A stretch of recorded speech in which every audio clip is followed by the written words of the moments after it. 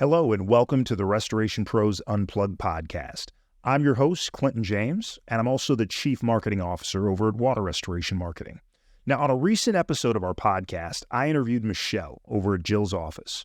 They provide answering services tailored specifically for home service businesses, including restoration companies. After our interview, I was invited by their team to participate in a Facebook Live where we talked about 3 essential areas that home service businesses should focus their digital marketing efforts on.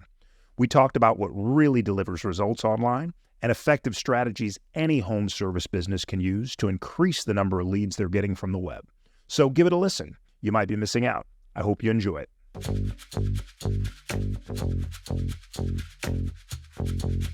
All right, so it looks like we are live. And welcome back, everybody. We have a really exciting episode. We're glad to be back. We've got Clinton James with Water Restoration Marketing, and we love having a marketing genius on our podcast because they always have really great insight and tips on how we can be better at marketing to get in front of clients and just to have our businesses grow. So welcome, Clinton, to our podcast. We're excited to have you. Thank you, Michelle. Thank you, Nicole, for having me. Yeah. And if you would give us a little intro, tell us about your company. How did you start your business in the first place, and what is it that you do? Oh, wow. Okay. So this is a good story. I've been in emergency services marketing for the better part of 15 years now. I currently work in the water damage restoration space, but that's certainly not where I started. I go back to working with companies that had defective siding, HVAC, and even roofing companies there. But about 7 years ago, we decided to pivot, and now we work exclusively with water restoration companies across the country. So right now, what my agency does is we generate phone calls from homeowners, business owners that are in the middle of some kind of a water damage emergency. The way we generate those calls, traditionally, we run Google ad campaigns specifically for whatever client we're working with in that city or that service area. We currently service probably about 130, 140 restoration companies across the country right now. Okay, cool. I love that. You know, probably one of the things I hear the most from home service owners is just everybody wants their phone to ring because that's what brings in the money, right? But Sure. It's kind of overwhelming knowing the best places to put their marketing dollars and what kind of organic things work best, what paid things work best, and just that overwhelm of, you know, what do I do first and what do I do next and how does all that work? So I'm really excited to dive into this with you today. Awesome. Yeah, and it looks like you've got some visuals for us. You've got some slides. So do you want to go ahead and start going over those? Yeah, absolutely. So I guess today, what I really wanted to dive into is really the 3 top places that home service businesses should really be focusing their digital marketing efforts in 2024. Before we get too much into the weeds, I want to talk a little bit about what I don't encourage folks to do. So I'm 44 years old, right? I'm definitely not a young guy in this space, but I see a lot of home service companies that are investing lots and lots of money advertising on social media. Like we're on Facebook right now. It's a great place for people to connect with their friends, their families. Occasionally they'll see an ad that sparks their interest. But since I work specifically in the emergency services space, which is what water restoration is, we tend to kind of encourage them to stay away from running paid ads on social media. Like I said, 44 years old. I don't have a single friend in my phone that I'd call. And if they had water damage, they'd go on Facebook or Instagram to look for a contractor. So whether we like it or not, Google is the only player when it comes to emergency services, and also really the 900-pound gorilla in the room when it comes to all of home services. So Google is really where you need to focus your intent. With that being said, the first place I want to talk about is local service ads. So a lot of people know it as either as LSA or Google Guarantee. A lot of home service businesses are scared away from running local service ads because there is an application process that's involved, right? That Google's going to do a background check, not just on the business owner, but also the business itself. You've got to have your licenses. You've got to have your insurance. You've got to be a legitimate home service business that Google can verify before you can run these ads. Now, these ads are great for me because I look at Google as real estate, right? So when somebody does a search, whether it's on their phone, their computer, their tablet, I want to dominate as much upper level real estate as I can. And those local service ads, Google Guarantee, they show up right at the top. right? So this is Google's first venture into a pay per lead model as opposed to their traditional pay per click model. But the quality of these calls, the intent of the people that click on those ads is always very high. You can dispute calls that you don't feel fall into what you were looking for there. So you really can get great value. It does take a little time to set these up. You can expect a few week process while they go through their due diligence, do your background check out your business. You're going to have to provide them with lots of information there. But once you get Google Guarantee up and running, as long as I literally was just in a mastermind with a group of a bunch of agency owners that work with home service businesses. And there's really 3 R's that you want to pay attention to when you're doing Google local service ads or Google Guarantee.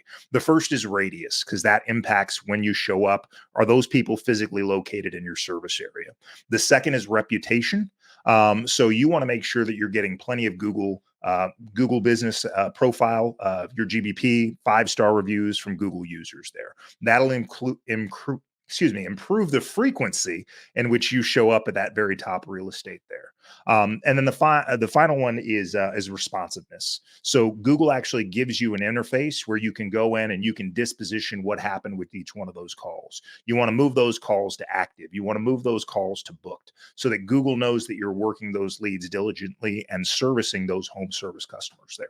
So that is the number one place. If you're a home service business and you haven't already set up Google Guarantee or local service ads, you should spend the time necessary to go ahead and do so. It's a great investment. You're paying per lead. There's a dispute process in there. And it's probably, when you do the math, it's going to be one of the least costly ways for you to get new business there. Yeah. Everyone I know that uses local service ads, they wish they could get more leads that way. Like, I want to spend more money on there. How do I spend more money? Yeah. And I mean, pointers from what I heard, but tell me what I'm missing here is that you need to be answering your calls, because oh gosh, is it if you go under 70% of calls answered, then your score gets dinged? So Google hasn't released like exact benchmarks, but you're 100% right. That goes to that responsiveness, right? So you need to be answering the phone. So when you take those calls, obviously you want to get whatever information you need to move them through your funnel as they hopefully become customers for you. But you want to disposition all of that data in the local service ads interface there. So yeah, that's super important. Answer the calls. And if you can't answer the calls, find a great answering service like Jill's office to make sure that those calls aren't going to voicemail. Right. Yeah, 100%. Yeah. And I'm assuming it's also really good if you turn on messaging, that you can receive messages through, because they can either call or message you, right, on your Google business profile. Or so messaging I'd look at on a case-by-case basis, depending on what home service you provide. So we specifically work in the water restoration space. So these are emergency calls. So we wouldn't necessarily encourage too many of our clients to turn messaging on. The other thing that you may not know about messaging is if you turn on messaging, immediately when they send that message to you, Google automatically prompts them to send that exact same message to some of your other competitors there. So even though the price is half of what you'd pay for a phone call, you're already encouraging that prospect to reach out to some other service providers in the area there. So depending on what your home, depending on what your home service is, it may make sense for you to turn messaging off. And then, I mean, obviously with water restoration, but even in other home services, really you need to be listed as 24/7 that you can take calls, right? Because then you're going to get more of those in. Yeah, service hours are definitely important. You're only going to show up when you're open for business. Awesome. So the next one, in terms of areas that I would encourage home services, service businesses to focus their efforts right now, is going to be paid ads. Again, it's all about dominating that real estate at the very top of the Google search there. So right underneath your Google Guarantee or local service ads, you're going to see your sponsored ads. Now, I know the first response most people give me is, well, nobody clicks on those. I've got an agency that's been in business for 7 years. We manage millions of dollars in what is PPC ad spend budget for our clients. There are plenty of people, especially those that are in emergency service, like in a need for an emergency service, that are just going to gravitate to the first link that they see at the top of the page there. Now, when it comes to PPC, doesn't matter what home service business you're in, you always want to make sure that you're working with you work with an agency that's got experience, one, with your type of home service business, and two, with in your neck of the woods, in your part of the country there, right? So I do PPC for water restoration companies, and the campaigns that I want run in Florida are significantly different than the campaigns I run in upstate New York or Washington or California or Texas. So as you're vetting a provider to do pay-per-click for you, just make sure that they've got years of experience working with that type of home service business in your part of the country there. But yeah, again, it goes back to dominating the top of that Google real estate there. So PPC can be expensive, but these are very high intent searchers. If they're clicking on that ad, you're driving them to a landing page that you know is going to convert and turn those inquiries into phone calls that hopefully you can turn into site visits and jobs there. So I love that. And again, kind of a tip is that I've always heard is local service ads. You're pretty safe setting those up on your own, and they kind of just auto run other than you wanting to go in and mark them as booked. But really, when you get into Google paid ads, it's really worth your investment to work with an agency or a professional, because there is such a science and art to it that really you're going to be throwing money down or flushing money down if you don't know what you're doing. Yeah, I'll be completely honest with it. Setting up a PPC campaign with Google, it's not rocket science. Like, your average person could spend 3 hours on YouTube and figure out how to set up an account. The thing about Google is they make it really easy for you to spend money with them. The other part about Google is they're not in the business of getting you jobs. Google ultimately is in the business of selling you clicks. So every piece of data that they show you when you set up that Google PPC account, it's all geared towards getting you to waste a bunch of money on a bunch of words that may or may not turn into business for you.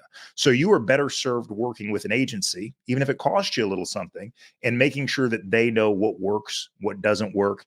Create landing pages that they know are going to turn into your desired result, which hopefully is going to be phone calls that turn into site visits and jobs there. So, and you can waste a lot of money on PPC if you don't know what you're doing. So, save yourself the learning curve, find a reputable agency. If you're not in the water restoration space, you can still reach out to my team. We've got enough resources where we can point you in the direction of an agency that can help you with paid ads. I mean, and not to pivot too far, but if they're not in restoration and they are trying to find a good agency, what are some red flags to watch out for in knowing who not to work with? One is just experience, right? How many clients do they work with specifically in your home service niche there? You might want to reach out if they can't provide references for other companies in that same space that they are currently doing business with. That's always a red flag. Right. The other thing is when you talk to them, do they know the ins and outs? Do they know the terminology that you use in your business? Because let's face it, any 19-year-old with a computer in his mom's basement can set up a digital marketing agency nowadays. But do they speak your language? Do they understand what your ideal customer is doing online? Do they understand what you're looking for out of a customer there? And if you can find somebody that has that experience and kind of a track record of delivering good results consistently for folks that are in your space, that's really who you should be working with.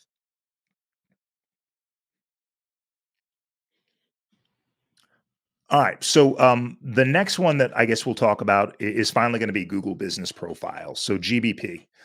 This can be a cash cow for you, because unlike the previous two that we talked about, you're not paying per call and you're not paying per click, right? So if I'm a home service business and I haven't set up a Google Business Profile already, you're way behind the 8 ball. That's something that you need to do immediately. When you're done watching this stream today, you need to go on and set up a Google Business Profile. This is that map pack, right? Where you see a map and you see the first 3 businesses that relate to that search term there. So getting a Google Business Profile not only set up, but optimized so that you have an opportunity to show up in that first 3 ranking. They say somewhere between 65 and 70% for home services. All the search traffic comes through that Google map. People see the listings. They know that they're real businesses. They most likely have an address. They know they're in their service area, and they can even see reviews right there from other people in the community that have done business with them. So Google Business Profile is definitely a place you need to basically really be putting a lot of intent and effort into building out that for your home service business. And as far as getting on the top of the map pack, I mean, do you know any of the numbers of how much of it is based off reviews versus, how much you're uploading Again, updates and yeah, photos.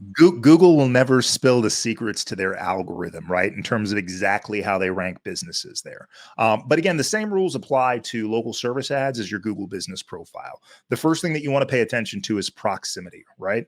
Because if your physical location for your home service business is 20 or 30 miles away from your ideal target service area, no matter what you do, it's going to be really hard for you to rank in that map pack or get one of those top 3 listings, because your proximity to that person doing the search is weighs really heavily on whether or not you show up when that person's doing a search.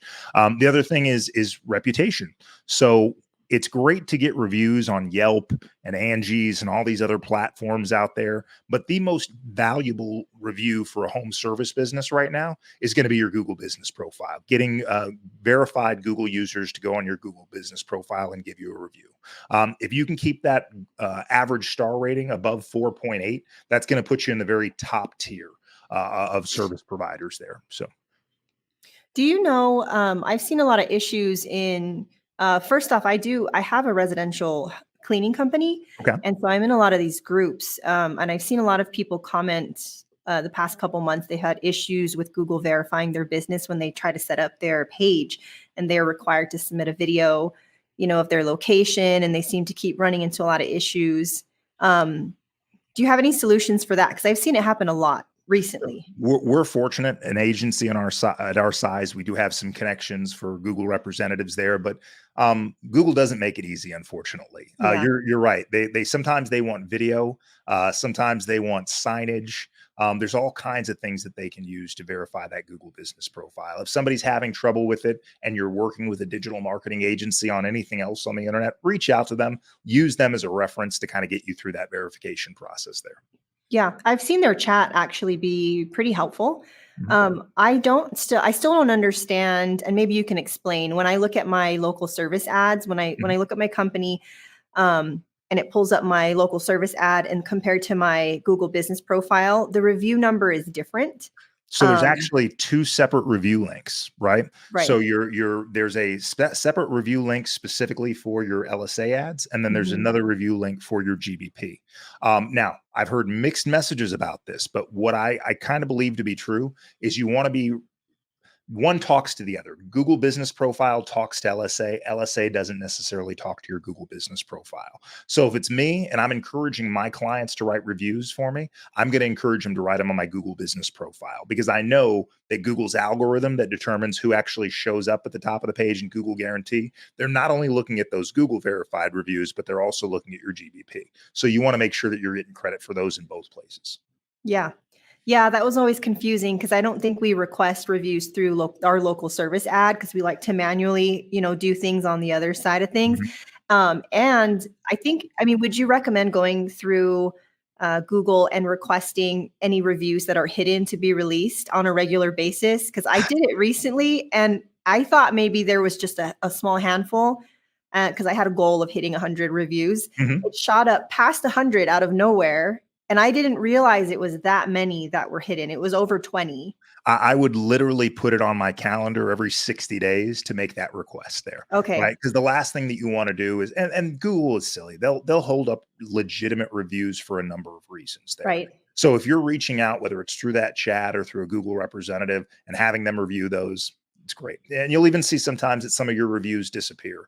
Google's a funny being there. So I would put it on the calendar once every 2 months, maybe once a quarter, to reach out to them and make sure that you don't have any additional reviews that aren't displaying for whatever reason. Okay, that's good to know. Yep. But yeah, those are the 3 areas. Again, there's plenty of other stuff that you can do, right? I mean, social media is not a bad thing, right? Social media is a great branding opportunity, especially if you have non-emergency services, whether it's air duct cleaning or carpet cleaning or painting. It's a great way for you to promote your business. And it's really top of the funnel activity. Right. But when you're in like emergency services, in our case, we have to understand that those people that are looking for that service, they're not going to their Facebook or their Instagram page to find an emergency services contractor there. So get a good understanding of where your target audience is looking for you or not looking for your service, and make sure that you're spending or using your efforts accordingly on that platform. So. Clint, can we talk budget for a minute? Let's talk about emergency, like water restoration. So, if as far as how much a company, obviously there's various sizes, but like minimum that you need to invest to make Google Ads actually work, what does that look like? And about what are you paying per click? I'm sure So it the can vary only by thing that, yeah, the only thing that I can speak to is water restoration because we've been in that space for the last 7 years. So what we see, and the numbers can be dramatic from one part of the country to the other. So I'll just speak to averages. The average click that we see traditionally is probably going to be somewhere between $35 and $50. Now, not every click is going to convert into a call. So our average cost to generate a phone call might be somewhere between $150 and $250, right? So when we bring on a new client, doesn't matter how deep their pockets are or where they are in the country, we traditionally start with about a $2,000 a month ad spend budget. That way, we know over 60 to a 90-day period, we can get that ramped up to where they're hopefully seeing somewhere between 4 to 6 water jobs. And because water jobs are so high margin, that's a great return on investment for them. And then once we are consistently hitting those numbers, our clients traditionally will reach out to us saying, hey, how do we get the phone ringing even more? Let's increase the ad spend budget. Other home services like painting and stuff like that, I don't know what the average cost per click is. I know it's significantly lower than water restoration. Outside of attorneys, I don't know that people that pay very much more per click than restoration companies do. But yeah, I would say if you're in the restoration space, for us, we start at about $2,000, but we also have clients that spend somewhere between $10,000 to $15,000 a month, and they're also seeing a great return on investment. I guess when you're trying to establish a budget, one is you don't want to overspend. If you can't afford to run the ads, you shouldn't be running the ads. I think a fair number is somewhere between 10 to 15% of what you're producing in terms of revenue. And if you have aggressive growth goals and you have some money set aside, maybe you increase that based on what those goals are for the business. I love that. That's some really good guidelines just to get started with it. Yeah. But I love these 3 points because I mean, there's a singular focus here. Really, Google is where the eyes are, especially with emergency restoration. And hey, here's a couple of things that, or I guess here's one that doesn't cost anything other than your time to set it up, and then a couple others that, yeah. When we talk about Google business profiles, it's not just the time to set it up, right? It's not a set it and forget it platform. You should treat it like any of your other social media pages. You should be encouraging every client that you work with and you provided a great service to go to that Google business profile and write a review. You should have a person on your team that's going in daily. Any reviews that were posted, good, bad, or ugly, they should be responding to those reviews because Google looks at that as well. You should be putting posts just like you would on your social media page where you're talking about the specific services that you offer and the areas that you service. Pictures are another good one. You should be posting multiple pictures every single month on there. There's an FAQ section that you should be kind of working diligently through. There's just a lot of things that you need to do on an ongoing basis to really make sure that you're getting the most bang for your buck. That's why a lot of clients will reach out to us and say, hey, I know you're doing a great job with us on paid ads, but can you help us with our Google business profile? Because a lot of these smaller restoration companies, 2, 3 service vehicles, they don't have a full-time marketing person sitting in the office and doing and monitoring all these platforms and making sure that everything's being done correctly. That's a full-time job. So you may want to look at finding an agency that could help you in that respect too. So is that one of the things you do is you actually will update their Google business profile regularly? Oh, it's like, I didn't know you did that. Yeah, no. It's a service that we've been working on with some of our existing clients for the last almost year. What we wanted to make sure that we had is a really good process, and really be able to deliver some value. So we wanted to be able to do these activities on a regular basis for a handful of clients. We wanted to be able to track the number of calls they were getting before we started these activities, wanted to be able to track their ranking before we started these activities, and then track their ranking every 30, 60, 90 days to see what kind of impact that we were having and how often the phone rings, right? Or how many inquiries they're getting. I think we're finally to the place where we're really, really happy with the results and the impact, where we're also going to be offering that as an additional service here in the next month or two. Oh, I love that. Jump on that, people, before the slots fill up. Do you use a different phone number typically for Google Business Profile then to track? Yeah, Google Business Profiles will allow you multiple phone numbers. You can have a primary and a secondary phone number, so that it matches all the other citations that you have all over the internet. You want to use one number there, but the actual number for calling, you can add a call tracking number. So we use call tracking numbers on all of our campaigns, not just to track volume, but we're an agency that doesn't just care about making the phone ring. We want to make sure that those calls that are coming in are quality calls, quality leads that ultimately are turning into site visits and jobs. So we have a team that goes in. We're actually in the process of training AI to read the transcriptions of those calls so that we make sure that we're not just getting the phone to ring, but we're getting you the right type of calls that are ultimately returning into work for your business.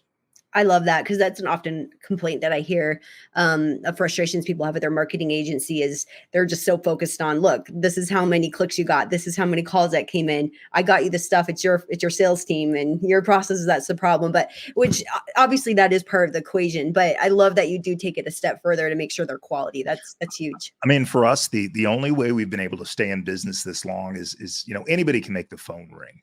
You get phone calls from people that are looking for jobs, phone calls from other vendors trying to sell you their products or services there. Those aren't the kind of calls that we're trying to generate. So it's important for us, just from a business standpoint, to listen to the calls to figure out what we can do better to consistently increase that quality. That's awesome. And Clinton, if someone does want to learn more about your services or how to work with you, what's the best way to get a hold of you? You can visit our website. It's waterrestorationmarketing.net. We've got our podcast episodes are on there. We've got a bunch of client testimonials and some case studies. And then if you're interested in setting up a call with myself or our team, there's a form you can fill out there, and one of our team members will reach out to you pretty quickly and see if ultimately what we do is a good fit. So Awesome. Before we leave, do you have like one tip? What's one easy tip that a small business owner could take today to implement pretty easily into their business? For me, it would be start working your Google business profile. If you don't have one already set up, go through the process of setting up one. Hopefully they don't run into the same challenges that your friends have, Nicole, in terms of getting through the verification process there. But once you're through that verification process, then you need to start treating that Google business profile like any marketing asset, right? You go in there on a consistent basis, you provide content, you're responding to users there. I would say, if you're a smaller home service business and you can't necessarily afford to work with an agency at that point, that's something that you can do that would probably take you 15, 20 minutes a day, maybe 15, 20 minutes a week, really. Just go in there and constantly, because that map pack is like that's invaluable, right? Like if you can show up in that map pack for your home services in your service area, that's going to meet a bunch of calls that you're not paying per call, you're not paying per click. And those are some of the best opportunities there. Yeah. When I first opened too, and I was trying to set up my Google business page and then also local service ads, I think it's been 2.5 years, but I was required to have a certain amount of reviews. And so I did go out asking people for reviews that could speak to my character as a business owner, since we didn't have any services yet. And it was kind of shocking when we got our first couple jobs. We hadn't done any jobs yet. And I'd ask people, oh, how did you hear about us? Or what made you decide to go with us? And they were like, we have great reviews. I'm like, okay. And the first coach that I ever had, that was one of the first things that she told me to do was work on those Google reviews. So I had been working towards getting that 100, and it is hard work. Like, you need to be proactive. I think business owners think they're bugging clients, and you got to get over that. Like, you have to ask and you have to remind, because as a business owner myself, I look for opportunities to give other businesses reviews because I know how important it is. Sure. But as a homeowner, as a customer, it's not the first thing I think of. And so you got to ask me. I might look at my text and be like, okay, I'll do it later. And I'm not going to remember. So ask me again, ask me 3 times. And you got to keep asking, in the right way, and a good sequence. If you have automations is even better. It's funny you mentioned that. Automation's great, right? The SMS, the text campaigns, and the email follow-ups. But one of the things that I found that's been really the most successful is training your technicians. Whoever is showing up at the end of that project, wrapping up the equipment, they can set up something as simple as a QR code on their phone. And as they're getting ready to leave that job, they can hold out that QR code. They ask the homeowner to scan it on their phone. And most people are already logged into Google on their cell phone. So it'll take them right to your Google business profile, and they can literally write you a review before that technician hits the door. If you can get your technicians, or whatever you refer to them in your business, if you can get them to do that as part of their process, and however you find a way to incentivize them to do that, that is the thing that's going to have the most impact, because you can automate till the cows come home. Right. Some people are going to look at their phone. Oh yeah, I should do that. And then they forget about it because they've got 20 other notifications going off on that same cell phone there. But if you can get your technicians or your team members on board with doing that every time they leave a job, you're going to see that number of reviews that you get absolutely skyrocket. Yeah, that's true. We use Automate Motivate here at Jill's office and at our cleaning company, and we incentivize the technicians to push for a review before they go, and they can get points, and claim different things. One of the most helpful things I heard from someone else too was to build it into your sales process. So when you are selling or when you're scheduling an appointment, to let them know, we're so excited to come out and service your home. We really want to something like strive for your 5-star review and a referral, and start working it into your verbiage from the beginning, so that when you ask, it's already they've already kind of have it in their head that that's what you're shooting for. I really love that idea. If you're setting the expectation before you even get a work order signed, where, hey, we're not only going to come in and we're going to do a great job for you, but we're going to let you grade us at the end of the process by giving us a review on Google. Mm-hmm. Now, obviously, if there were some issues during the course of that job, maybe you're not as quick to request that review. Hold on, let's talk about it first.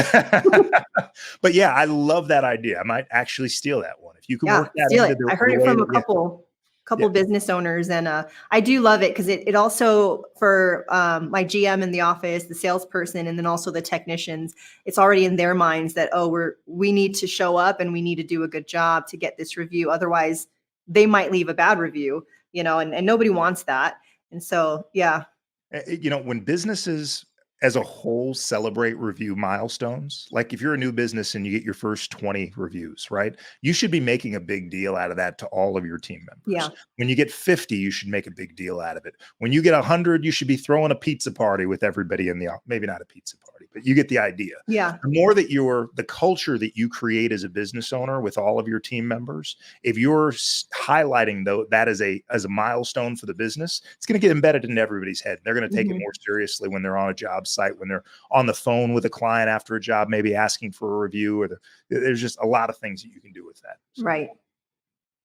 Awesome. Michelle, did you have anything else you wanted to add, or Clinton, if you had anything else to share?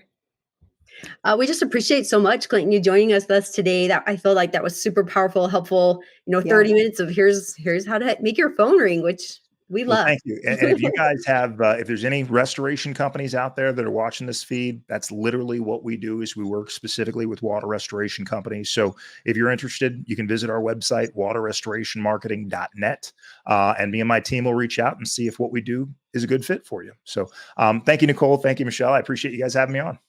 Thank you. Thank you for listening to the Restoration Pros Unplugged podcast. If you like what you heard today, be sure to subscribe, share, and also leave us a 5-star review. We'll be back with more interviews and discussions with restoration industry leaders really soon. In the meantime, if you're a restoration company looking to add more high-value water jobs, you can reach me and my team at waterrestorationmarketing.net. Again, that's waterrestorationmarketing.net. I look forward to hearing from you soon.